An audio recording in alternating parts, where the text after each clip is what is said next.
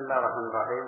Alhamdulillah wassalatu wassalamu ala Rasulillah wa ala alihi wa ashabihi wa man tabi'ahum bi ihsanin ila yaumil amma ba'd. Ikhwati dinallah wa iyyakum. Kita lanjutkan. Saya Muhammad bin Abdul Wahhab rahimahullah menyampaikan, arsalahu Allah ilan nasi yata'abbaduna wa yahujjuna wa yatasaddaquna wa yadhkuruna Allah Subhanahu wa taala mengutus beliau Muhammad sallallahu alaihi wasallam kepada sekelompok manusia, kepada orang-orang yang kondisi mereka adalah yata'abbaduna. Mereka adalah orang-orang yang beribadah, melakukan aktivitas ibadah. Maksudnya aktivitas ibadah kepada Allah Subhanahu wa taala. Mereka haji, mereka bersedekah, dan juga mereka berzikir kepada Allah Subhanahu wa taala. Dari yang beliau sampaikan ini menunjukkan, beliau menyampaikan tentang keadaan masyarakat Arab ketika itu, masyarakat jahiliyah. Beliau mensifati tentang kondisi masyarakat jahiliyah ketika itu, di mana Rasulullah SAW diutus kepada mereka. Bahwa mereka adalah orang-orang yang ahli ibadah dengan berbagai macam aktivitas ibadah seperti haji, sedekah, zikir kepada Allah Taala dan lain sebagainya. Ayat-ayat atau hadis-hadis Nabi sallallahu alaihi wasallam atau sejarah Arab, kehidupan masyarakat jahiliyah membuktikan akan hal itu. Di antaranya firman Allah Subhanahu dalam surat Al-Baqarah 165, bahwasanya orang-orang musyrikin mereka memiliki kecintaan kepada Allah Subhanahu wa taala. Wa minan nas may yattakhidhu min dunillahi andada yuhibbunahum ka hubbillah. Di antara manusia ketika itu ada orang-orang yang mengambil atau menjadikan selain Allah sebagai sekutu bagi Allah, yuhibbunahum ka hubbillah, di mana mereka mencintai sekutu tersebut seperti mencintai Allah Subhanahu wa taala. Salah satu makna dari ayat ini adalah bahwasanya orang-orang musyrikin mencintai Allah Taala di samping juga mereka mencintai sesembahan mereka. Ini dan cinta adalah merupakan ibadah. Bahkan cinta merupakan asal ibadah, merupakan asal dari ibadah, rukun ibadah. Kemudian haji, mereka juga dalil tentang haji. Hadis Nabi sallallahu alaihi wasallam riwayat Muslim, bahwa yang menunjukkan bahwasanya orang-orang musyrikin dulu mereka tatkala tawaf mengatakan labbaika la syarika lak illa syarikan huwa laka tamlikuhu wa ma malak. Aku penuhi panggilanmu, tidak ada sekutu bagimu. Ingat, la syarika lak, tidak ada sekutu bagimu, kata orang-orang musyrik, illa syarikan huwa lak, kecuali yang itu sekutu memang milikmu atau bagimu, tamlikuhu yang engkau memilikinya, wa ma malak, dan yang itu merupakan milik bagimu. Tidak ada sekutu itu kecuali yang memang Allah jadikan sebagai sekutu bagi Allah Taala. Sementara mereka haji, setelah haji, ini bukti tentang ibadah haji. Karena beliau mengatakan wa yahujjun, mereka haji, wa yatasaddaqun, dan mereka bersedekah. Dalil tentang sedekah inilah hadis riwayat Bukhari tentang Hakim Ibnu Hizam, yang mana tatkala beliau masuk Islam, beliau menceritakan tentang apa yang sudah beliau lakukan dari berbagai macam amal ibadah. Beliau telah pernah bersedekah dan juga pernah membebaskan budak dan pernah bersilaturahmi, menyambung rahim. Apakah itu ada pahala padanya? Apakah Rasulullah aslam salama aslam salafa min khair. Jadi kamu berislam bagaimana? Dengan membawa apa yang sudah lalu dari kebaikan. Pahala ibadahnya dulu, tatkala dia masih musyrik, begitu dia masuk Islam, dia mendapatkan pahala.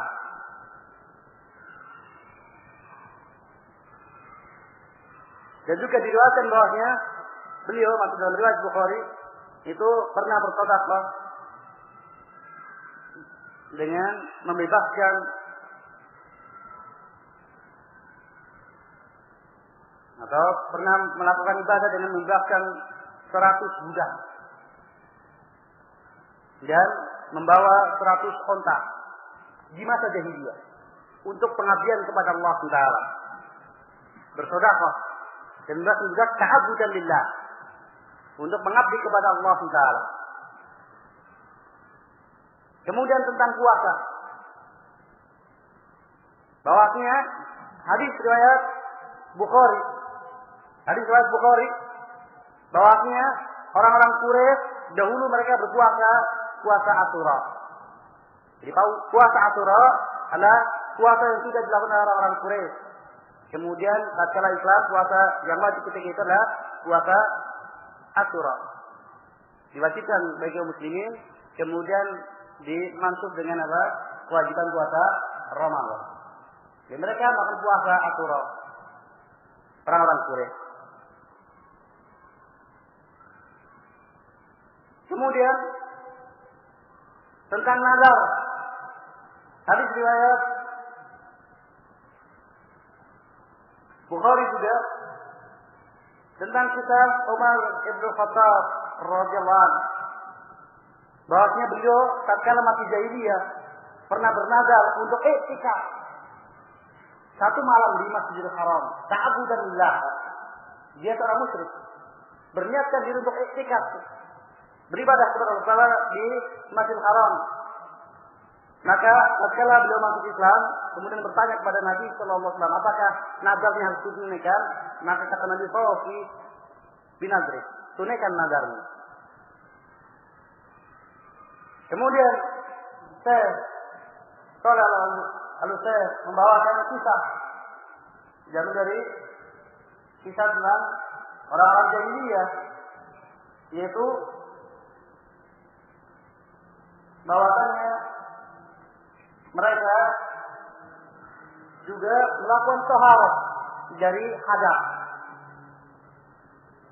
taharah dari junub, taharah dari haid, dan ini merupakan ibadah. Mereka lakukan demikian itu untuk beribadah kepada Allah Subhanahu wa taala. Bahkan juga mereka dulu juga melakukan salat, zikir, dan doa. Oleh karena itu, kenapa junub dinamakan junub? Karena tatkala itu harus menjauh dari ibadah. Jadi orang yang junub kan jadi jani, menjauh ibadah. Jadi itulah. Jadi memang karena sudah ma'ruf di kalangan mereka. Kalau orang junub itu mestinya menjauh dari ibadah. Maka kami jelaskan mereka, ada suami istri melakukan perjalanan, cuma bawa air sedikit, kemudian junub. Nah, sementara wajib apa? Mandi untuk taharah. Kemudian dipakailah air tersebut untuk taharah. Kemudian tidak tersisa untuk minum, akhirnya mati. Karena kehabisan bekal untuk minumnya. Demi beribadah kepada Allah Taala. Ini orang musyrik.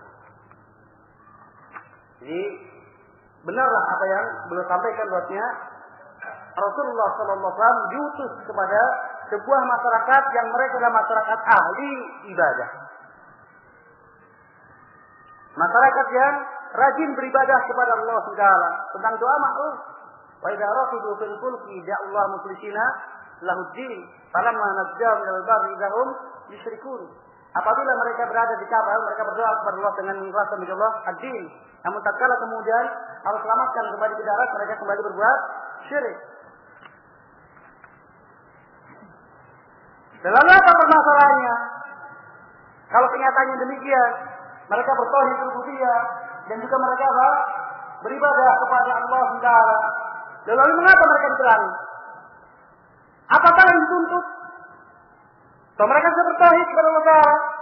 Mereka sudah beribadah kepada Allah Taala. Apa yang dituntut oleh agama Rasul ini? Apa permasalahannya? Sehingga mereka tetap diperangi. Maka perlu dijelaskan. Walakinnahum yaj'aluna ba'dal makhluqat wasa'ita bainahum wa bainallahi azza wa jalla. Ini pokok permasalahannya.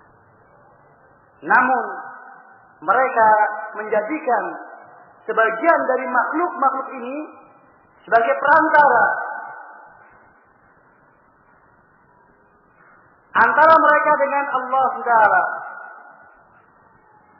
Ada jenjang antara mereka dengan Allah Taala, atau ada matamblang antara mereka dengan Allah Taala. Jadi kebutuhan mereka mengambil tomblang inilah pokok permasalahan. Jadi ada di antara mereka dengan Allah Taala perantara berupa makhluk.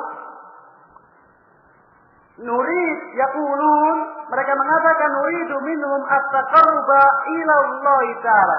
Apa tujuannya?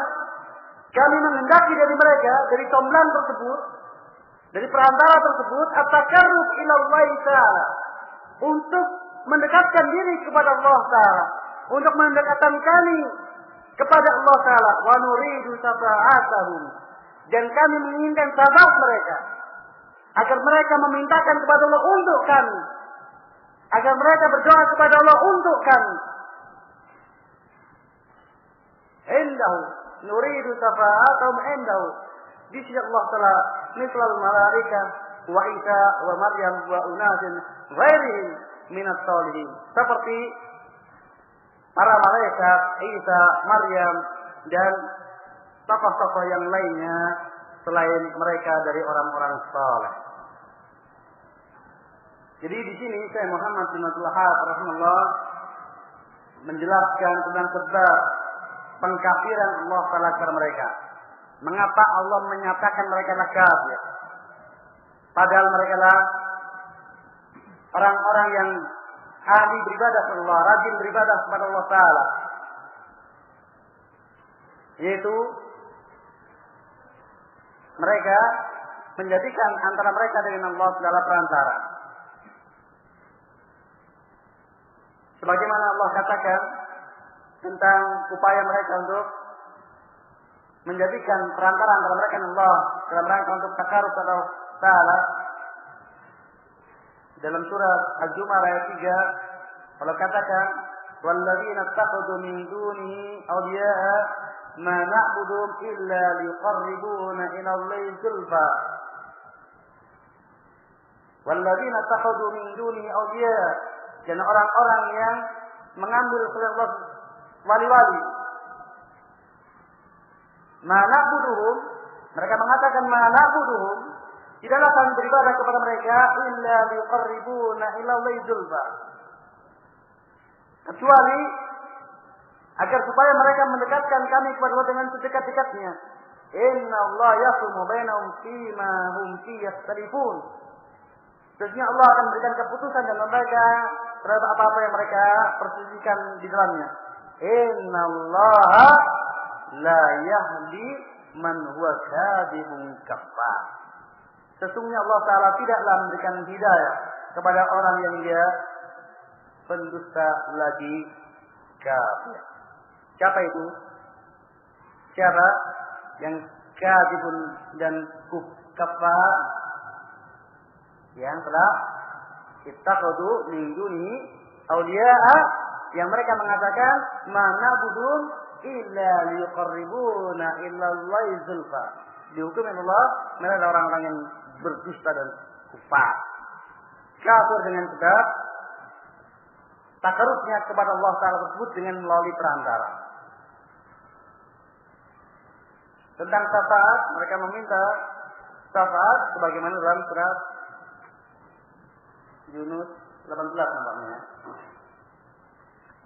Wa ya'buduna min dunillahi ma la yadurru wa la yanfa'uhum wa yaquluna haula'i syufa'auna indallah. Wa ya'buduna min dunillahi, mereka beribadah kepada Allah Ta'ala ma la yadurru wa la yanfa'uhum, yang tidak memberikan manfaat kepada mereka dan juga tidak memberikan manfaat kepada mereka. Wa yaqulun, dan mereka mengatakan haula'i syufa'auna indallah. Mereka adalah perantara-perantara kantor, pemberi syafaat kami di sisi Allah SWT, yang akan memintakan kepada Allah untuk kami. Mereka adalah orang-orang yang akan memintakan kepada Allah untuk kami. Insyaallah Yunus 18. Dan Isma telah sepakat, ya, setelah terjadi kesepakatan yang ulama, sebagaimana dinukilkan oleh Syekhul Islam Ibnu Taimiyah rahimahullah, bahwasanya orang yang menjadikan makhluk sebagai perantara antara mereka dan Allah Ta'ala adalah kafir.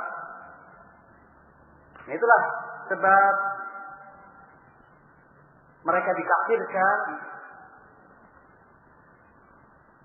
karena mereka telah menjadikan di antara makhluk sebagai perantara antara mereka dengan Allah Subhanahu wa Ta'ala. Maka di sini musannif rahimahullah menjelaskan dari apa yang telah lalu, ini sebagai kesimpulan dari perjalanan kita tadi, tentang pengertian tauhid, bahwasanya tauhid merupakan agama para nabi seluruhnya. Kemudian beliau jelaskan tentang kondisi manusia yang Rasulullah SAW diutus di tengah-tengah mereka. Ini beliau sampaikan dalam rangka untuk mengantarkan, untuk menjelaskan tentang perbedaan antara tauhid yang mana para rasul diutus untuk mendakwakannya tersebut dengan keadaan orang-orang musyrikin dari kesyirikan. Kemudian beliau kehendaki dengan itu, dengan pengantar ini, untuk mengantarkan kepada tatbiq atau kemudian penerapan kepada yang waqi', realitas yang ada, di mana ketika itu saya rahimahullah, masyarakat ketika itu lebih cocok kepada siapa? Lebih cocok kepada agama Nabi atau lebih cocok kepada agama kufar? Ini pentingnya. Jadi pengantaran seperti itu untuk kemudian sekarang lihat wakil manusia yang ada. Atau wakil diri kita. Wakil manusia termasuk diri kita. Itu lebih mendekati kepada orang-orang kufar atau lebih mendekati kepada pengikut para nabi. Dan ini manhaj yang belum lupakan dan semestinya untuk diikuti bagi siapa yang mau berjidal atau berdebat dengan orang musyrik. Allah. Belum mencontohkan dari berbagai macam ibadah atau kesembahan mereka, seperti Isa, seperti malaikat,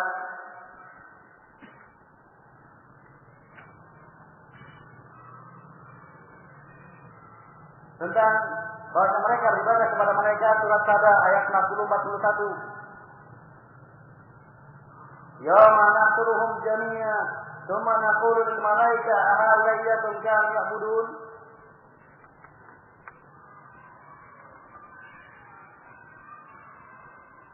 Pada hari, dan ingatlah pada suatu hari mana kami mengumpulkan mereka seluruhnya. Kemudian kami katakan kepada para malaikat, apakah mereka dulu beribadah kepada kalian? Maka malaikat menjawab, qalu subhanaka. Mereka menjawab subhanak, maha suci Engkau. Malaikat mengingkari. Namun dari ayat ini kita dapatkan bahwa mereka beribadah kepada malaikat, walaupun yang disembah mengingkarinya. Karena hakikatnya mereka beribadah kepada jin, bagaimana segala malaikat dalam ayat tersebut. Bahkan ya'budunal jin. Bahkan mereka hakikatnya beribadah kepada jin karena mereka taat mengikuti atau menuruti waswasatus jin untuk beribadah kepada malaikat. Maka kemudian mereka menyembah malaikat karena perintah dari jin tersebut, hakikatnya mereka beribadah kepada jin. Tentang Isa dan Maryam dalam surat Al-Maidah 116 sampai 118. Kemudian dan manusia yang lainnya selain mereka, ini tentang apa? Ayat dalam surat An-Najm. Afartum Lata wal Uzza. Afartum Lata wal Uzza wa Manat as-Salisata al-Ukhra. Jadi Allah adalah salah satu dari orang soleh. Allah adalah salah satu dari orang soleh yang hidup sebelumnya, kemudian mati dan disembah orang-orang musyrikin. Kemudian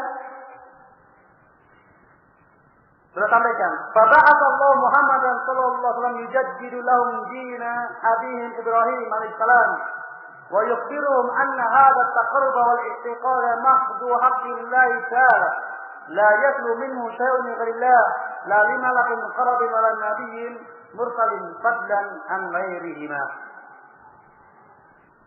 Maka kemudian Allah Taala mengutus Muhammad sallallahu alaihi wasallam untuk memperbaharui bagi mereka agama bapak mereka, yaitu Ibrahim alaihissalam, dan memberitakan kepada mereka bahwa takarrub ini dan i'tiqad seperti itu murni hanya hak Allah Subhanahu wa taala semata. Tidak boleh sedikit pun dari al-i'tiqad dan at-takarrub seperti itu kecuali hanya untuk Allah Taala semata. Tidak boleh baik untuk malaikat yang didekatkan maupun nabi yang diutus, maka apalagi untuk yang selain mereka, selain keduanya. Jadi di sini beliau sampaikan tentang sebab yang menyebabkan diutusnya Nabi Muhammad sallallahu alaihi wasallam. Jadi untuk apa? Mengapa kemudian Nabi sallallahu alaihi wasallam diutus kepada mereka? Itu beliau sampaikan di sini untuk memperbarui agama mereka. Dan pada takdir pengungkapan Syekh Muhammad bin Wahab yujaddidu lahum dina Abi Ibrahim, ini baru yang teliti, yang sangat teliti, yang dakik.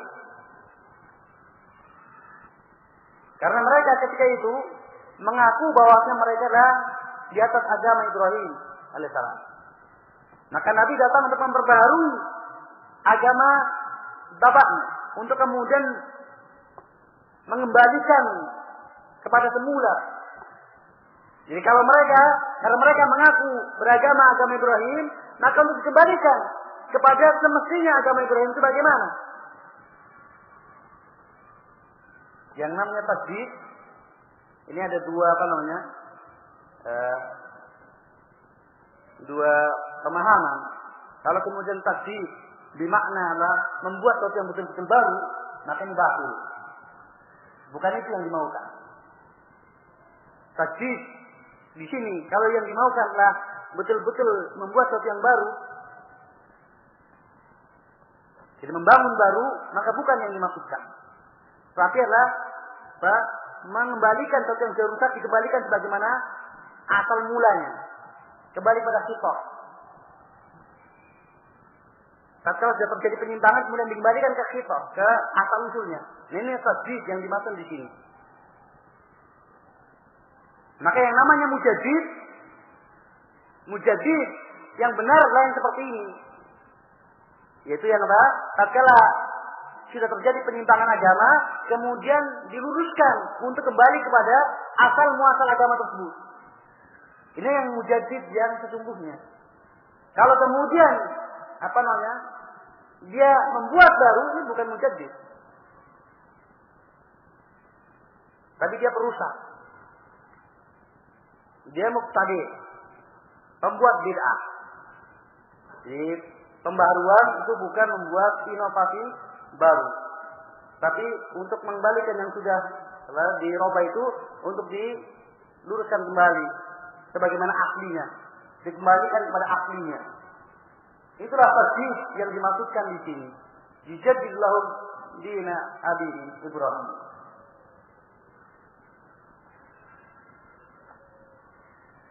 Maka dengan demikian, ketika itu penduduk jahiliyah atau orang jahiliyah ada pada mereka sisa-sisa dari agama Ibrahim. Mereka tidaklah meninggalkan agama Ibrahim secara total. Bahkan mereka pun menyangka bahwa mereka masih tetap di atas agama Ibrahim. Dan mereka menyangka bahwasanya bid'ah yang dilakukan oleh Amr bin Luhai, mereka menganggap bahwa bid'ahnya Amr bin Luhai, tadi ceritanya sudah tahu, itu bid'ah hasanah. Yang tidak merubah agama Ibrahim. Jadi Amr bin Luhai betul-betul membawa agama baru. Nah ini disangka oleh masyarakat Quraisy ketika itu ini bid'ah hasanah. Untuk beribadah kepada Allah ini loh seperti ini. Torekohnya. Jadi mereka tidak menganggap bahwasanya itu mengeluarkan mereka dari agama Ibrahim. Bid'ahnya Amr bin Luhai al-Khuzai tidak mengeluarkan dari agama Ibrahim. Nah, pengenalan kepada ini penting dan faedahnya sangat besar untuk membantah orang-orang musyrikin di zaman kita ini. Yang mereka menyatakan bahwasanya ayat-ayat Al-Quran itu diturunkan untuk orang-orang yang tidak beragama. Sementara kami beragama, bahkan kami bersaksi syahadatain. Kami menyatakan asyhadu an la ilaha illallah wa asyhadu anna Muhammadan Rasulullah. Maka dengan mudah kita katakan bahwa orang-orang musyrikin juga mereka dulu beragama. Bahkan mereka dulu mengaku berada di atas agama Ibrahim alaihissalam. Nah, mereka mengaku di atas agama Ibrahim alaihissalam, agama tauhid, agama syahadah, asyhadu an la ilaha illallah wa asyhadu anna Ibrahim Rasulullah. Karena Rasul setiap umat kan ketika itu. Mereka menganggap bahwasanya mereka di atas agama tauhid dan tidak menyimpang dari ketauhidan Ibrahim alaihissalam sebagai Rasul yang mereka imani ketika itu. Namun demikian Allah tetap mengkafirkan mereka dalam kitab ini. Juga dari sini dimaksudkan untuk memberikan penjelasan kepada kita bahwasanya orang Arab telah tegak kepada mereka hujjah. Maksudnya di sini bahwasanya telah tegak pada bangsa Arab ketika itu, Arab jahiliyah, hujjah. Tatkala mereka ada pada mereka risalah Ibrahim alaihissalam masih tersisa pada mereka. Dan Nabi Muhammad SAW diutus untuk mengembalikan agama bapak mereka, agama tauhid, walaupun syariatnya berbeda. Nabi Ibrahim alaihissalam datang dengan Islam yang umum, sementara Nabi Muhammad SAW datang dengan Islam yang khusus. Islam yang umum maksudnya Islam lillah bitauhid wal iqrar lahu bitta'ah wal bara'atu minasyirki wa ahli. Ini Islam yang umum. Semua Rasul agamanya demikian. Berserah diri kepada Allah dengan tauhid dan melaksanakan ketaatan, tunduk kepada Allah dengan melaksanakan ketaatan dan bara kepada syirik, bara dari syirik, benci dan musuh syirik serta ahlinya. Adapun tunduk kepada Allah dengan melaksanakan ketaatan sesuai dengan Rasul masing-masing. Tunduk kepada Allah dengan melaksanakan ketaatan sesuai dengan ajaran Rasul masing-masing. Maka seluruh Nabi membawa agama Islam yang umum tadi. Adapun Islam yang khusus adalah Islam tauhid berdasarkan syariat Muhammad sallallahu alaihi wasallam. Ini Islam yang khusus. Yang inna dina indallahi Islam. Kama yaqulu ghairu Islam dinan fala yuqbala minhu wa huwa fil akhirati minal khasirin. Ala Islam yang khusus yang dibawa oleh Nabi kita Muhammad sallallahu alaihi wasallam. Dan masing-masing umat maka kalau tidak menerima agama dari Islam khusus ketika itu, yaitu tauhid ajaran Rasul ketika itu. Tauhid dengan syarat Rasul ketika itu. Kemudian Rasulullah sallallahu alaihi wasallam dan Rasulullah sallallahu alaihi wasallam diperintahkan untuk memberitakan bahwasanya at-taqar wal istiqar adalah murni hak Allah Subhanahu wa taala semata. Jadi istiqar, jadi yang dimaksudkan lagi dengan takarub dan istiqar, at-takarub itu apa? Melakukan aktivitas ubudiyah dengan kepada orang tertentu, maka dia telah takarub kepada orang tersebut. Dia melakukan aktivitas ubudiyah diarahkan kepada sesuatu tertentu, maka dia berarti takarub kepada sesuatu tersebut. Jadi imam doa, imam iktikaf, imam sujud, imam salat, imam saum, imam duduk, ruku, sedekah, nazar dan lain sebagainya. Kalau kemudian dia tujukan untuk apa? Untuk sesuatu tertentu, mendekatkan diri untuk mendapatkan ganjaran atau terhindarkan dari siksa dan sebagainya, yang jelas dia upaya untuk kemudian mendekatkan diri kepada yang amalan-amalan ditujukan kepadanya, itulah takarrub. Ada istiqar, yaitu keyakinan bahwasanya sesuatu itu bisa memberikan manfaat atau madarat. Istiqar bahwasanya ada sesuatu yang dia bisa memberikan manfaat atau madarat. Sehingga kalau diitikadi seperti itu pantas untuk dilakukan apa? Takarrub kepadanya. Nah, dua hal ini yaitu al-i'tiqad dan takarrub. Takarrub dan i'tiqad itu murni hanya hak Allah Ta'ala. Jadi hak Allah Ta'ala kembalinya kepada dua hal, yaitu at-takarrub wal i'tiqad. Jadi yang murni menjadi hak Allah semata-mata ada dua hal, yaitu at-takarrub wal i'tiqad. Takarrub dan i'tiqad. Karena di sana ada orang yang dia memiliki i'tiqad tapi dia memiliki takarrub, tidak mau takarrub. Jadi dia punya i'tiqad bahwasanya di bulan dan sealan itu apa? Boleh ditujukan kepadanya berbagai macam aktivitas ibadah. Artinya karena dia punya manfaat dan madarat, bisa mendatangkan manfaat dan bisa memberikan madarat. Nah, tatkala dia melakukan seperti itu, berarti dia telah memberikan i'tiqad yang merupakan hak Allah kepada selain Allah. Dan di sana ada orang yang melakukan apa? I'tiqad dan sekaligus juga takarrub. Kalau yang memang takarrub tidak mau tidak mesti dia ada i'tiqad. Maka dari sini, dari dua masalah ini atau dari permasalahan ini, tatkala kita mengetahui at-takarrub dan i'tiqad alam murni menjadi hak Allah satu-satunya, menjadi hak Allah semata, maka kita pahami bahwa orang yang memiliki i'tiqad syirik, walaupun dia tidak berbuat, maka dia musyrik seperti yang berbuat takarrub. Jadi orang yang memiliki i'tiqad syirik, walaupun dia tidak melakukan takarrub, maka dia musyrik seperti pelaku takarrub. Maka karena keduanya merupakan hak Allah murni semata, tidak boleh ditujukan kepada selainnya. At-takarrub wal i'tiqad tidak boleh diberikan untuk selainnya.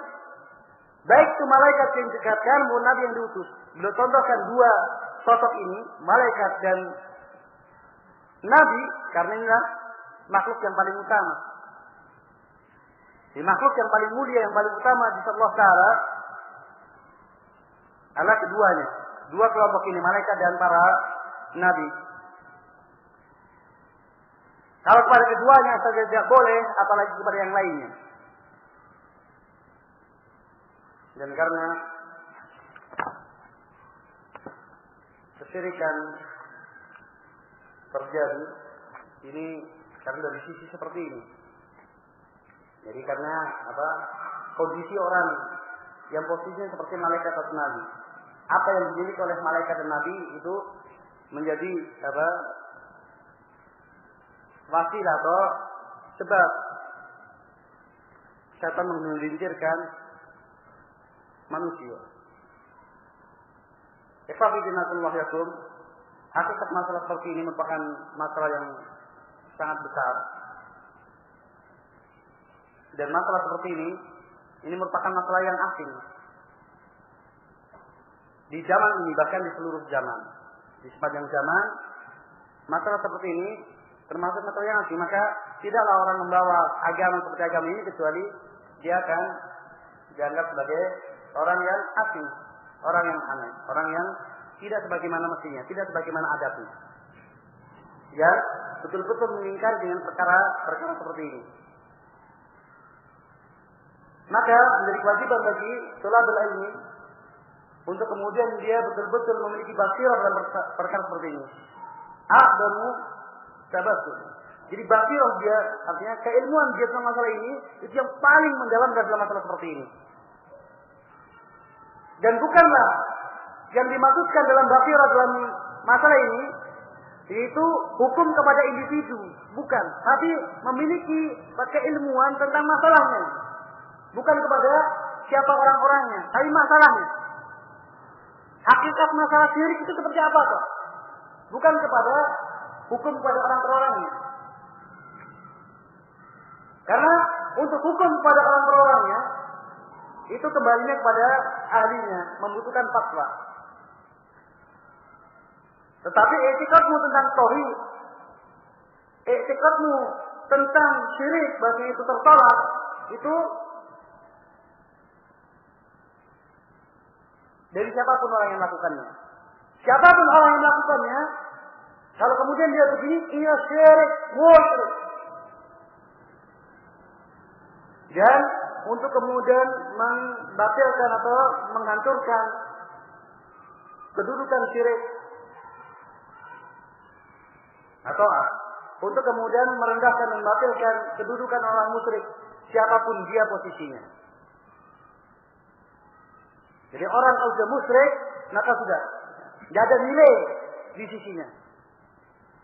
Siapapun dia orangnya, bagaimanapun posisinya, walaupun dia adalah orang yang berjidat, hitam, berbadan kurus karena rajin salat malam dan rajin berpuasa. Namanya musyrik ya musyrik. Namanya musyrik maka musyrik. Nah demikian ikhwafidin azallah wa iyyakum. Kita cukupkan sampai poin ini.